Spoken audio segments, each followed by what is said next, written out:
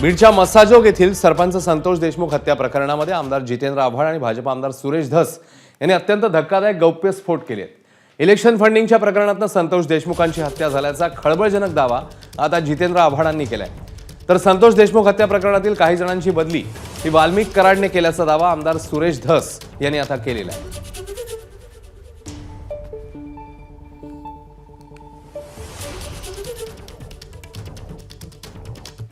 ही पत्रकार परिषद इलेक्शन फंडमुळे महाराष्ट्रात झालेली जी काही लफडी आहेत त्याच्यातली एक आहे। संतोष देशमुख प्रकरण बीडचं जे आहे ते इलेक्शन फंडावर होतं। ती 2 कोटीची जी वसुली आहे ती इलेक्शन फंडाची वसुली आहे। तत्कालीन पालकमंत्र्यांनी तत्कालीन कृषी मंत्र्यांनी पॉवर ऑफ अटर्नी ही आकांकडे दिल्यामुळं बरेचसे अधिकारी आकांच्या शिफारसीवर आलेले आहेत। 2 कोटी रुपये हे 2 महिन्यापूर्वीच 50 लाख रुपये दिले गेलेत ना। 1.5 कोटी रुपये राहिले। 1.5 कोटी राहिलेत तर हे माणसं कोणी पाठवलं?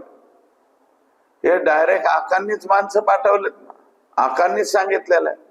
आकांच्याच आदेशावरती हे लोक शुक्रवारी गेलेले आहेत तिथं आणि शुक्रवार ते सोमवार आकाशन यांचं बोलणं झालंच असेल। आणि आता काय सीडीआर काढून कोण कोणाला काय बोलले हे सगळं बाहेर येतं। त्याच्यामुळं मला नाही वाटत आका याच्यातून बाहेर राहतील। एबीपी माझा, उघडा डोळे बघा नीट।